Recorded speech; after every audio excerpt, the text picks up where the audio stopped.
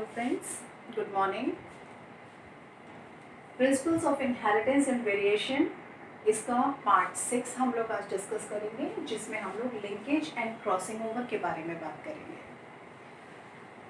Linkage, crossing over, ये वो शब्द हैं जिनके बारे में हमने 11th क्लास में मियोसिस माइटोसिस जब हम लोग पढ़ रहे थे वहाँ डिस्कशंस किए थे। यही लिंकेज, क्रॉसिंग ओवर्स यहाँ इनहेरिटेंस में काम करते हैं, क्योंकि मियोसिस भी हम लोग पढ़ते हैं, गैमेटिक फ्यूजन में काम आती है, गैमेटिक सेल्स में मियोसिस होती है। तो ये जो लिंकेज है वो डायरेक्टली रिलेटेड है मियोसिस से। लिंकेज एंड क्रॉसिंग ओवर, पहले हम बात कर लेते हैं लिंकेज के बारे में। लिंकेज है क्या? It is a phenomena of genic inheritance in which genes of a particular chromosomes show their tendency to inherit together.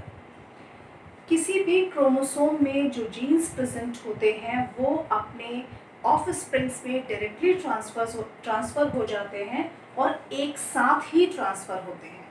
तो इस प्रोसेस को हम लिंकेज कहते हैं। जैसे किसी भी एक क्रोमोसोम को हमने अज्यूम कर लिया कि ये क्रोमोसोम है, यहाँ पर नंबर ऑफ जीन्स प्रेजेंट हैं, ये सारे जीन्स एज इट इज, ये सारे जीन्स अपने ऑफ स्प्रिंग्स में from the parents to the offsprings ऐसे के ऐसे ट्रांसफर हो जाते हैं, तब हम इस प्रोसेस को कहते हैं लिंकेज। और it is a phenomena of genic inheritance in which genes of a particular chromosomes show their tendency to inherit together, एक साथ इनहेरिट हो जाए अपने ऑफस्प्रिंग्स में। या अगर हम कहें एक ही गुणसूत्र पर स्थित जीन्स द्वारा अपने उसी संयोग में रहते हुए, उसी कॉम्बिनेशन में रहते हुए एक साथ वंशागति होने की प्रवृत्ति ही सहलग्नता या फिर लिंकेज कहलाती है। ये जो लिंकेज है या सहलग्नता है, इसके बारे में सबसे पहली बार 1903 में सटन एंड बोवेरी ने बताया था।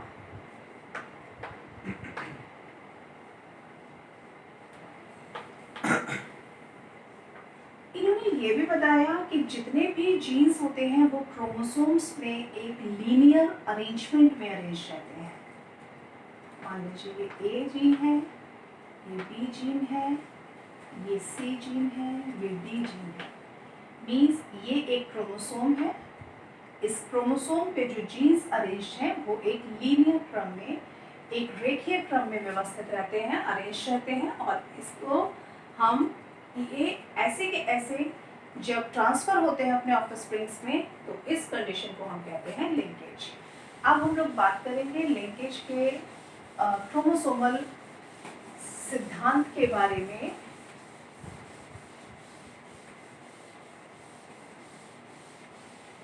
क्रोमोसोमल थ्योरी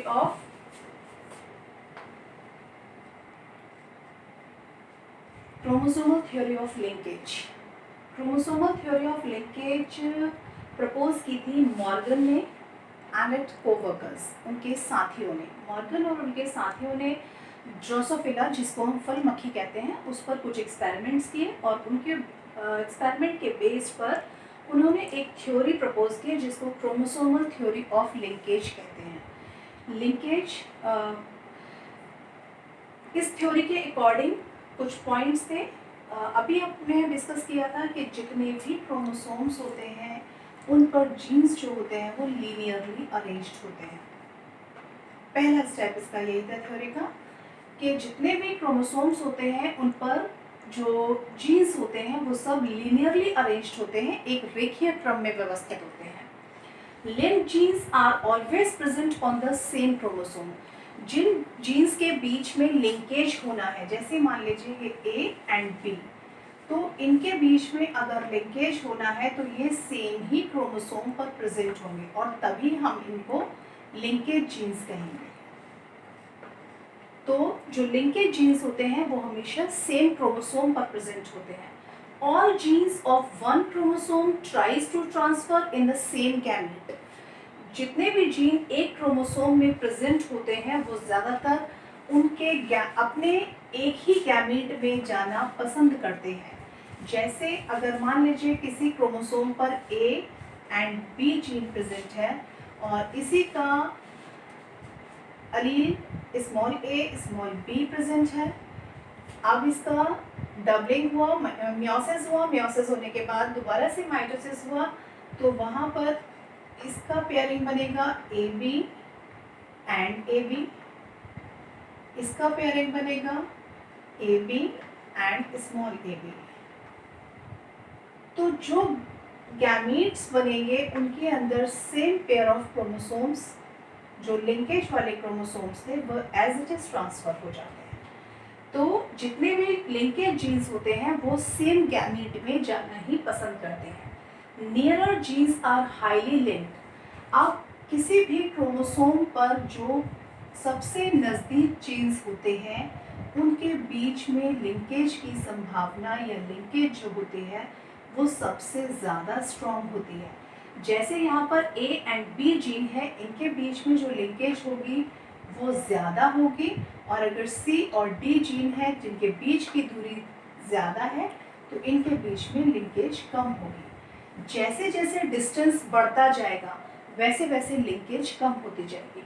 दो जीन्स जो सबसे नज़दीक हैं उनके बीच में लिंकेज ज़्यादा होगी, और दो जीन्स जो जिनके बीच की दूरी ज़्यादा है उनके बीच में लिंकेज कम होगी। तो लिंकेज जो होगी वो हमेशा इनवर्सली प्रोपोर्शनल होगी। Linkage is always inversely proportional to the distance. जितना ज़्यादा डिस्टेंस उतनी कम linkage. Weaker the linkage greater the crossing over. जैसे जैसे लिंकेज बढ़ती जाएगी तो उनके बीच का जो बॉन्ड होगा, जो कनेक्टिविटी होगी वो कम होती जाएगी, और जीन्स को अलग अलग होने में ईजीनेस रहेगी, ईजी हो जाएगा। तो इसकी वजह से क्रॉसिंग ओवर ईजी हो जाता है। क्रॉसिंग ओवर का मतलब होता है, ये फिर हमने लास्ट ईयर मियोसिस में पढ़ा था कि जीन्स जो होते हैं उनके सिस्टर क्रोमोसोम्स जब टेट्राड फॉर्म में आ जाते हैं तो जो उनके सिस्टर क्रोमेटिड्स होते हैं इनके बीच में एक्सचेंज ऑफ जीन्स होता है। वो किसी भी पोजीशन पे हो सकता है। जो सिस्टर पहला एक होमोलोगस क्रोमोसोम है ये 1, इसी का दूसरा होमोलोगस क्रोमोसोम है 1'। इन दोनों के बीच में जब पेयरिंग होने लगा तो यहाँ पर एक्सचेंज ऑफ जीन्स होगा। ये एक सिस्टर क्रोमेटिड, ये दूसरा सिस्टर क्रोमेटिड। इन दोनों के बीच में जहाँ कैस्मेटा का फॉर्मेशन होगा वहाँ पर transfer of genes takes place होता है, और उस चीज़ को हम क्रॉसिंग ओवर कहते हैं। तो जितना ज़्यादा लिंकेज होगा, लिंकेज कम होगा, उतना ज़्यादा क्रॉसिंग ओवर के चांसेस ज़्यादा रहेंगे। Linkage is present on a specific areas of the chromosomes. Linkage जो होती है वो स्पेसिफिक एरियाज पे, मतलब किसी भी एक खास जगह पर खास चीज़ के बीच में ही लिंकेज होती है। ये सारे पॉइंट्स जो थ्योरी ऑफ लिंकेज के बारे में, क्रोमोसोमल थ्योरी ऑफ लिंकेज के बारे में मॉर्गन ने प्रपोज किए थे, और उन्होंने अपने एक्सपेरिमेंट ड्रोसोफिला पर किए थे। इन्होंने ड्रोसोफिला को ही क्यों चूज़ किया था? क्योंकि ये एक बहुत इजीली अवेलेबल हो जाने वाला ऑर्गेनिज्म था। इसको आर्टिफिशियल मीडियम में बहुत आसानी से डेवलप कराया जा सकता था। इसके अंदर केवल 4 पेयर ऑफ क्रोमोसोम्स होते हैं, जिनको और चारों के चारों पेयर ऑफ क्रोमोसोम्स वेरिएंट होते हैं, एक दूसरे से डिफर करते हैं, इसलिए इनको बहुत आसानी, और साइज़ उनका बड़ा होता है तो उनको आसानी से स्टडी किया जा सकता था। इनका जो लाइफ टाइम होता है, लाइफ स्पैन होता है, बहुत छोटा होता है, तकरीबन 2 हफ्तों का होता है। तो इन पर बहुत सारे एक्सपेरिमेंट्स ईजिली लेबोरेटरी कंडीशंस में किए जा सकते थे। तो जो ये थ्योरी प्रपोज की, इसके लिए कुछ टॉप वर्ड्स उन्होंने यूज़ किए। पहले लिंकेज ग्रुप। लिंकेज ग्रुप वो लिंकेज ग्रुप थे, हर एक क्रोमोसोम्स पर जितने पेयर ऑफ जीन्स प्रेजेंट थे उनके बीच में जो लिंकेज प्रेजेंट हो रही थी, शो कर रहे थे, उसको आप लिंकेज ग्रुप्स कहते हैं। जितने भी जीन पेयर्स के सेट जिनके बीच में लिंकेज शो होती है उनको आप लिंकेज ग्रुप्स कहते हैं। फिर दूसरा लिंकेज कैरेक्टर्स कुछ चीज़ थी। लिंकेज कैरेक्टर्स क्या था? जो कैरेक्टर इन जीन पेयर्स के साथ में लिंक्ड होते हैं उन कैरेक्टर्स को हम लिंकेज कैरेक्टर्स कहते हैं, और जिनका ट्रांसफ़र एक जनरेशन से दूसरी जनरेशन में होता है उनको आप लिंकेज कैरेक्टर्स कहते हैं, और इस पूरे प्रोसेस को स्टडी करना ही लिंकेज या फिर सहलग्नता कहलाता है। अब हम लोग बात करेंगे अगले टॉपिक की।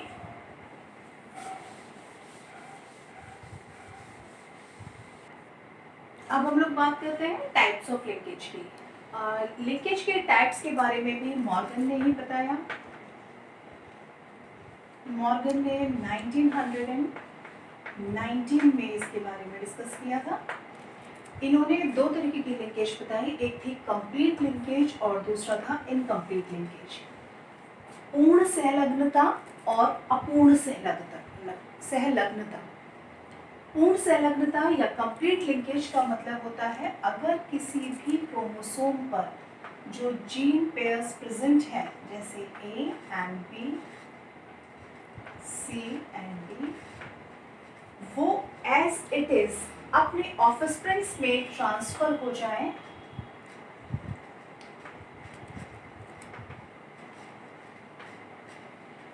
ये पेरेंटल गैमीट था।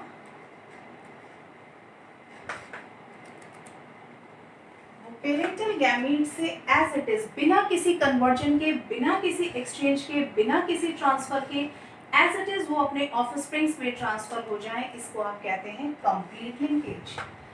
कंप्लीट लिंकेज वाले प्रोसेस में कभी भी क्रॉसिंग ओवर नहीं होता। इस कंडीशन में क्रॉसिंग ओवर नहीं होता। क्रॉसिंग ओवर नहीं होता तो कोई वेरिएशन नहीं डेवलप होगा, और वेरिएशन नहीं डेवलप होगा तो ये जो प्रोसेस होता है बहुत ही रेयरली होता है।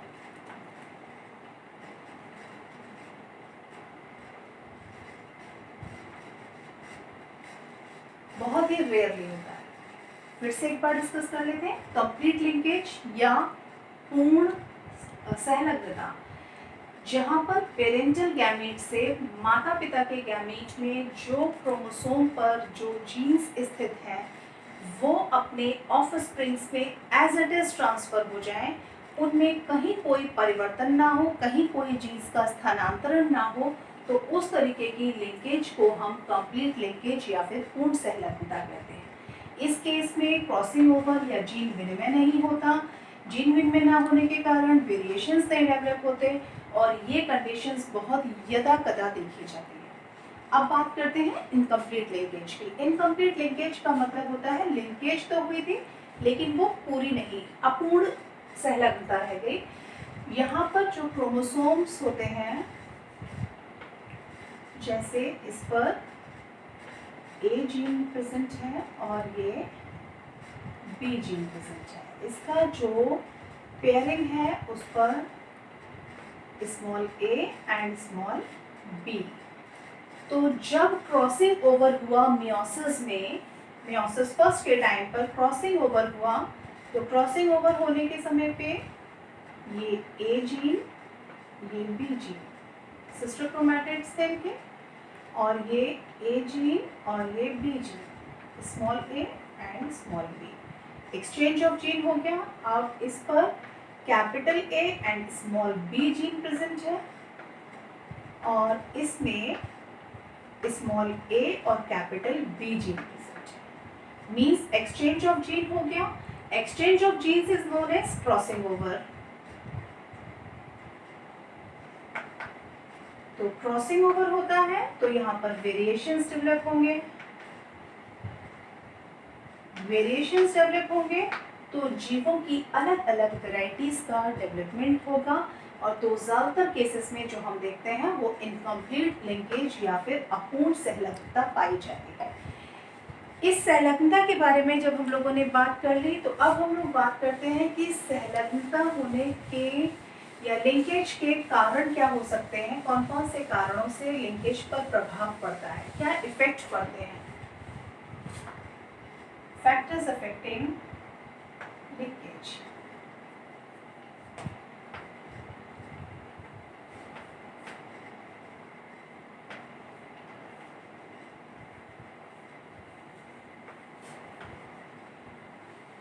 कौन कौन से फैक्टर्स होते हैं जो लिंकेज को इफेक्ट करते हैं। सबसे पहली चीज जो टेम्परेचर होता है, टेम्परेचर के राइज करने से, तापमान के बढ़ने से, टेम्परेचर के इंक्रीज करने की वजह से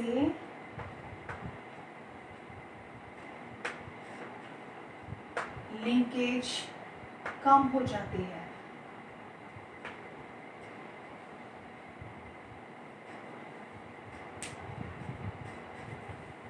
टेम्परेचर इंक्रीज होगा, लिंकेज कम हो जाएगी। दूसरा चीज, अगर हम ज्यादा एक्सरेज में क्रोमोसोम्स को डालते हैं तो लिंकेज कम हो जाती है।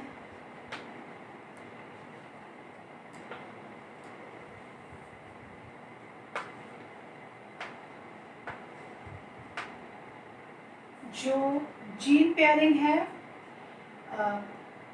टेम्परेचर बढ़ने की वजह से, एक्सरेज के होने की वजह से, या फिर हाई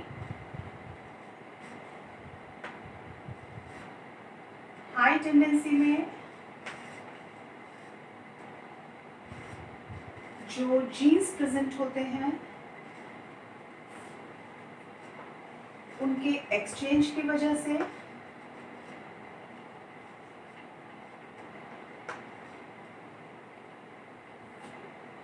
जितना ज्यादा डिस्टेंस होगा लिंकेज उतना कम होगा। लेस हायर द डिस्टेंस,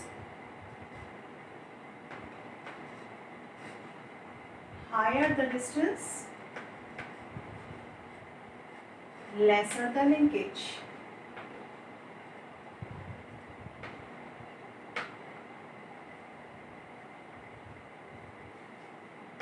तो ये कुछ फैक्टर्स हैं, जैसे जैसे हम उनके बीच का डिस्टेंस बढ़ता जाएगा जीन्स के बीच का, वैसे वैसे लिंकेज रिड्यूस होती जाएगी।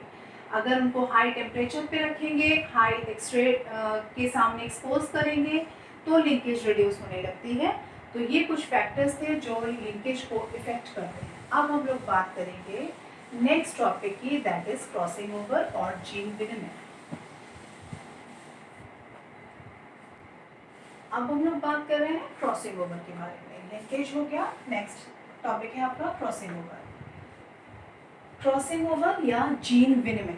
जीन विनिमय का मतलब होता है जीन का ट्रांसफर हो जाना, या क्रॉसिंग ओवर का मतलब एक जीन का एक क्रोमोसोम से दूसरे क्रोमोसोम के सिस्टर क्रोमैटिड में आपस में ट्रांसफर ऑफ जीन्स जो होता है उसको हम क्रॉसिंग ओवर बोलते हैं। जब हम अभी पहले भी हम लोगों ने कहा कि लिंकेज और क्रॉसिंग ओवर की जब हम बात करते हैं तो हम लोगों को मियोसिस रिज्यूम हो जाता है। मियोसिस के बारे में बात करते हैं। मियोसिस मीन्स अर्धसूत्री विभाजन। अर्धसूत्री विभाजन को हम दो पार्ट्स में डिवाइड कर लेते हैं, meiosis first and meiosis second. First and meiosis second. Meiosis first को हम फिर फर्दर 5 पार्ट्स में डिवाइड करते हैं। प्रोफेज फर्स्ट, 4 पार्ट्स में। Prophase first, metaphase first, anaphase first and telophase first.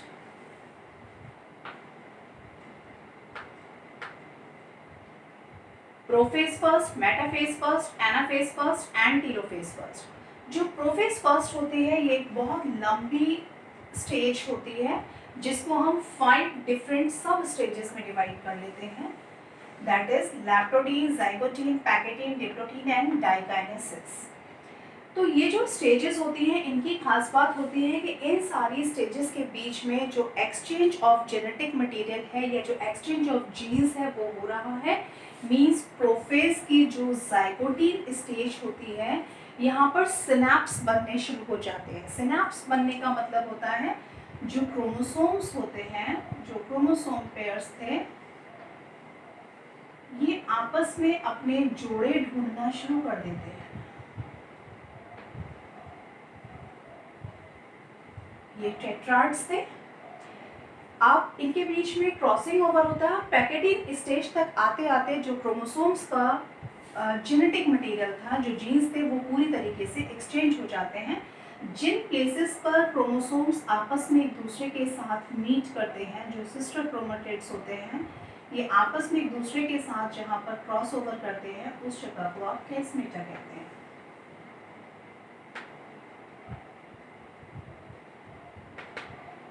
ये जो कैस्मेटास होते हैं, अब यहाँ पर मान लीजिए हमारा ये एक क्रोमोसोम था, ये होमोलोगस क्रोमोसोम फर्स्ट, और ये इसका 1' पेयरिंग क्रोमोसोम। अब ये जो प्लेसेस थे ये कहलाएंगे कैस्मेटा। अब हमने बात किया कि ये एक क्रोमोसोम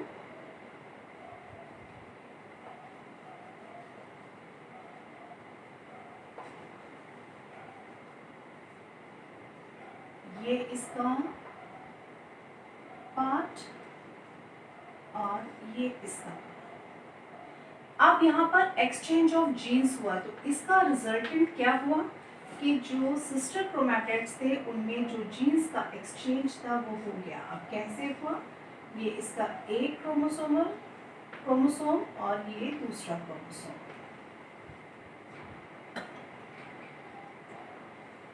इन क्रोमोसोम्स में यहाँ तो ये जीन एक्सचेंज होकर के आ गया,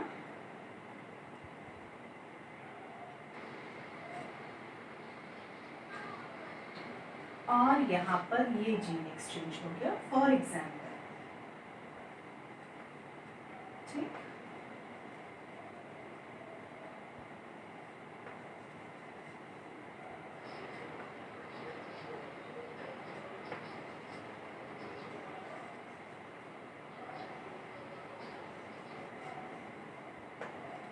मीन्स पूरे के पूरे होमोलोगस क्रोमोसोम के पेयर में एक्सचेंज ऑफ जीन टेक्स हुआ यहाँ पर, जिसकी वजह से इस क्रोमोसोम का एक सेगमेंट इसमें ट्रांसफर हो गया, इस क्रोमोसोम क्रोमैटिड का यहाँ से सेगमेंट इधर ट्रांसफर हो गया, और यहाँ के जीन का सेगमेंट इधर ट्रांसफर हो गया। इस तरीके के जीन पेयर जो एक्सचेंज होता है इसको हम क्रॉसिंग ओवर कहते हैं।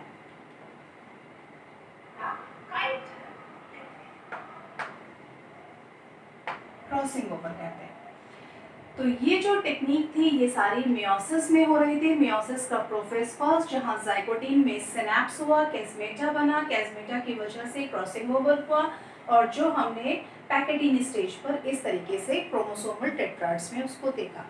अब ये जो जीन्स का एक्सचेंज होता है क्रोमोसोम्स में,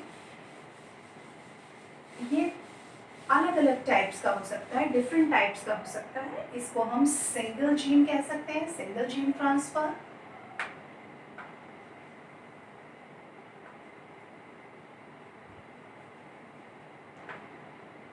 double gene transfer,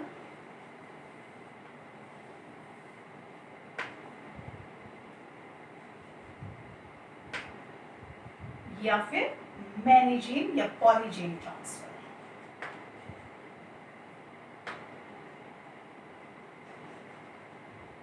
single gene transfer में केवल only a single set of gene,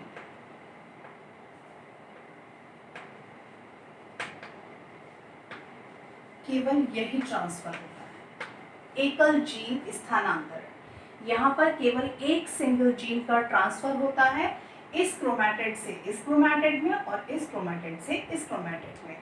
यहाँ पर केवल एक set of gene. Double gene में 2 और पॉलीजीन में 2 या 2 से ज्यादा।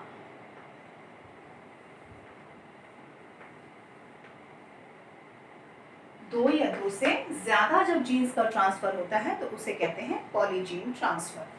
अब हम लोग यहाँ तक क्रॉसिंग ओवर और लिंकेज की बात कर चुके हैं। अब इससे रिलेटेड कुछ इनहेरिटेंसेस के बारे में हम लोग बात करेंगे।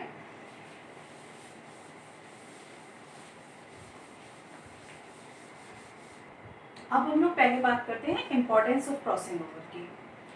क्रॉसिंग ओवर की वजह से जो खास इम्पोर्टेंस देखी जाती है वो है सबसे पहली चीज़ वेरिएशंस। यही वेरिएशंस है, यही वेरिएशंस की वजह से हर एक जीव दूसरे जीव से डिफर करता है।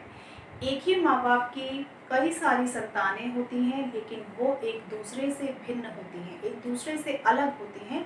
किसकी वजह से? क्रॉसिंग ओवर की वजह से। क्यों? क्योंकि क्रॉसिंग ओवर की वजह से जीन्स का एक्सचेंज हो जाता है और जो कॉम्बिनेशंस होते हैं उसकी वजह से हर एक ऑफस्प्रिंग अपने पेरेंट्स से और अपने भाई बंधुओं से डिफर करती है, अलग अलग हो जाती है, डिफर करती है। इसी को आप वेरिएशन कहते हैं। इसके बाद इसी क्रॉसिंग ओवर से ये भी सिद्ध हुआ कि जितने भी जीन्स हैं वो क्रोमोसोम्स पर लीनियरली अरेंज्ड होते हैं। तीसरी चीज़, इसी क्रॉसिंग ओवर की वजह से नए नए रिकॉम्बिनेशंस बनते हैं, नए नए तरीके की वैरायटीज़ डेवलप होती हैं और इन्हीं को आर्टिफिशियल कंडीशंस में जब हम ऐसा करा लेते हैं तो उसके कारण हम नए डेवलप्ड वैरायटीज़ को डेवलप कर सकते हैं, मोर डेवलप्ड वैरायटीज़ को तैयार कर सकते हैं या करते हैं। तो यहाँ तक हम लोगों ने क्रॉसिंग ओवर और लिंकेज इनके बारे में हमने बात कर लिया। अब नेक्स्ट सेशन में हम लोग बात करेंगे सेक्स इनहेरिटेंस की। तो